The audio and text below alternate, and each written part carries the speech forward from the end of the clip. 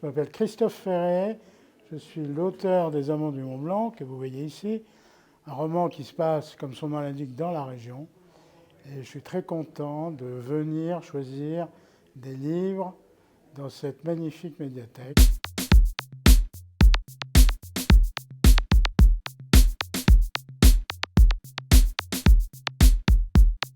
Bon, ben voilà, je suis devant une table avec plein de livres très alléchants que j'ai regardé tout à l'heure. Il y a notamment celui-ci qui s'appelle Les Horizons lointains, souvenirs d'une vie d'alpiniste, et qui raconte des ascensions extraordinaires dans différents massifs. Donc la couverture est très belle et ça donne envie de le lire. Mon préféré, c'est celui-ci. Je suis un grand randonneur et j'adore le massif du Mont Blanc. Randonnée autour du Mont Blanc, publié chez Glénat. Et vous avez des photos absolument sublimes. Il y en a certaines que je ne connaissais pas. Je connaissais les montagnes, mais pas ces photos. Voilà, vous avez des trucs de dingue. Et ça donne vraiment envie de partir crapahuter, y compris en hiver. Je suis complètement amoureux du massif du Mont Blanc. C'est pour ça que j'ai écrit un livre qui s'appelle donc Les Amants du Mont Blanc. Voilà, alors ça, j'ai envie de le piquer, mais je ne vais pas le piquer parce que je suis honnête. Sinon, il y a un livre vachement sympa qui s'appelle Autour du Léman. Le Léman est le plus grand lac des Alpes, tout le monde le sait. Mais ce qu'on sait moins, c'est qu'il y a des balades fabuleuses à faire tout autour. On voit le Léman, on voit le Mont Blanc, on voit la Suisse, évidemment. On voit le Jura, c'est un balcon avec des points de vue extraordinaires. Donc ça me donne envie d'habiter ici. Marguerite Duras, rien à voir. Un de mes auteurs préférés. Un barrage contre le Pacifique. D'ailleurs, je ne sais pas ce qu'il fait sur cette table, mais tant mieux. C'est son premier roman et je vous le conseille aussi. Marguerite Duras est pour moi l'un des plus grands écrivains du XXe siècle. C'est marrant les choix que vous avez faits. Surfroid d'Hitchcock, c'est un de mes films préférés. C'est l'histoire d'une femme qui, je ne vais pas vous raconter tout, mais d'une femme qui a, dans mon souvenir, une jumelle. Et ça se passe en Californie. C'est un film absolument fabuleux. Alors Stephen King, un de mes auteurs préférés. J'ai passé des nuits blanches grâce à lui ou à cause de lui. Donc je ne peux pas vous parler de tous ces bouquins. Ils sont tous absolument géniaux. Il y en a un que j'aime particulièrement, c'est Cimetière. Cimetière, c'est l'histoire d'un cimetière indien au fond d'une forêt. Il y a quelqu'un qui habite à côté. Il ne sait pas qu'il habite à côté de ce cimetière. Je ne vous raconte pas la suite. C'est un truc absolument incroyable.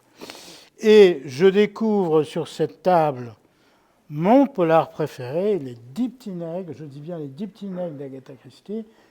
Très beau titre qui fait référence à l'art nègre, qui est un art absolument magnifique, comme le disait Senghor.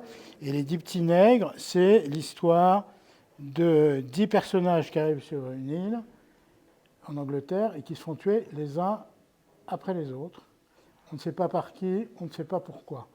Est-ce que c'est l'un des invités ou est-ce que c'est quelqu'un qui vient de l'extérieur? Je ne vous en dis pas plus. Je vous conseille vivement ce livre qui est un des plus grands chefs-d'œuvre de la littérature policière. Ah, Ne la réveillez pas de Angelina Delcroix. Je connais bien Angelina. Je l'ai rencontrée plusieurs fois dans des salons. Très, très grand auteur. Jeune auteur de grand talent. Bon, là, il y a plein de DVD. On n'a que l'embarras du choix. Il y en a plein que j'ai pas vu, évidemment. Je peux vous conseiller, évidemment, les films d'Hitchcock qui doivent être en très grand nombre. Mon film comique préféré, parce que je ne suis pas seulement un auteur de polar, j'aime aussi beaucoup les comédies. Mon film préféré, c'est Le Dîner de cons. Alors, comme beaucoup de gens, j'adore ce film. Je l'ai vu au moins 20 fois. J'adore. Villeray est extraordinaire. Alors, le dernier métro, excellent film qui se passe à Montmartre pendant l'occupation. Et avec Gérard Depardieu, voilà, très très bon film. Il y a tellement de disques et de DVD que il faudrait plusieurs vies pour tout voir. Elephant Man, voilà, excellent film là que tout le monde connaît. Un homme difforme, mais qui a un peu difforme comme moi, mais comme moi, qui a une très grande sensibilité, qui essaye de se faire aimer et qui ne comprend pas pourquoi on ne l'aime pas. C'est très émouvant ce film. Bon, alors là, je connais à double titre. 99 francs, c'est un très bon livre, c'est un très bon film. Je connais Frédéric Beigbeder, qui a été mon directeur de collection aux éditions Flammarion. Quelqu'un de très sympathique. Et je vous conseille à la fois le film et le livre. Seul sur Mars, ça j'ai bien envie de l'emporter. Je ne connais pas ce film, mais le titre donne envie de savoir ce qui se passe. J'imagine un astronaute se crache sur Mars, il ne sait pas comment survivre. J'imagine que c'est ça. Hein. Je ne connais pas, mais le titre est... Ah ben non, finalement, pas du tout. C'est pas ça, mais écoute, ça donne envie de le voir. Ah mais il y a de tout hein, ici. Jean Gabin, Un singe en hiver. Bon alors ça, je connais l'endroit où ça a été tourné, près de Trouville. C'est aussi un film fabuleux, émouvant. Bah tiens, je vais raconter une anecdote sur Maurice Chevalier. Alors Maurice Chevalier, qui est un chanteur qui est mort il y a pas mal de temps, qui a beaucoup plu à son époque, qui a malheureusement été un peu oublié.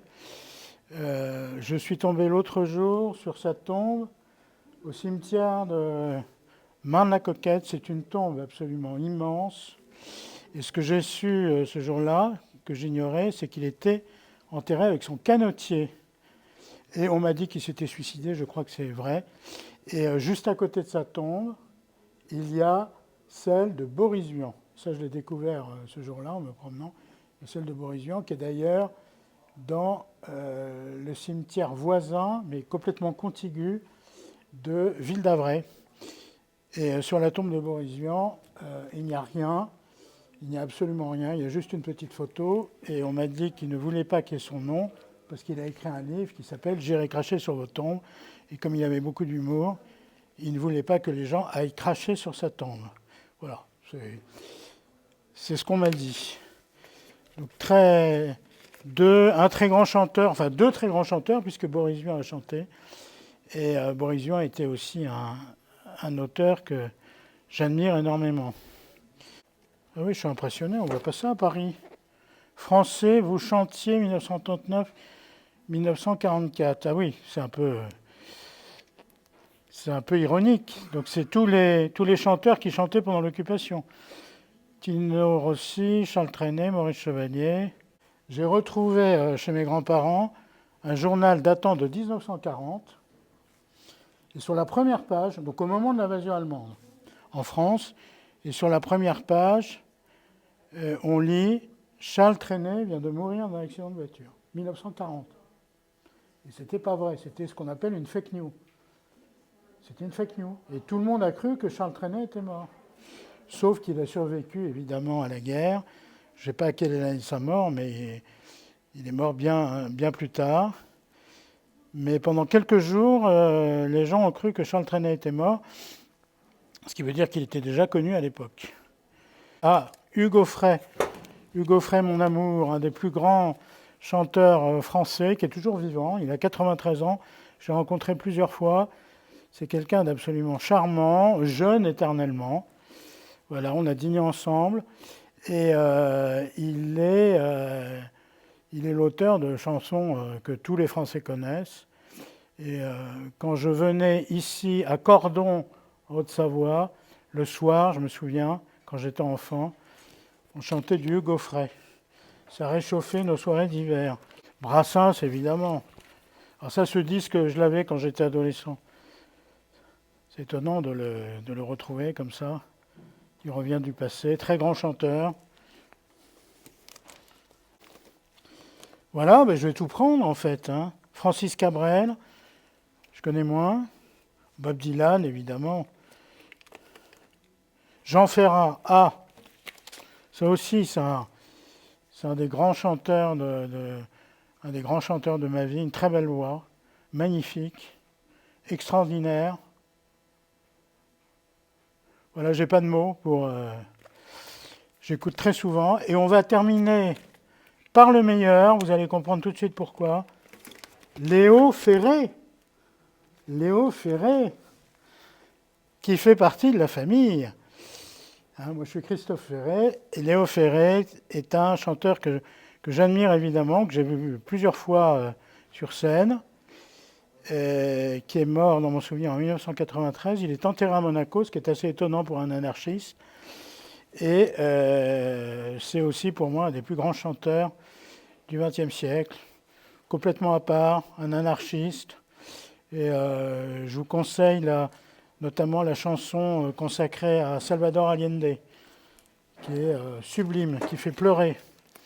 Mes tout premiers disques, comme beaucoup de gens, je les écoutais sur des tourne-disques. Hein, il y avait les manches-disques. Je ne savais pas que ça existait encore. Mais vous avez une très belle collection, hein, bravo. Bravo.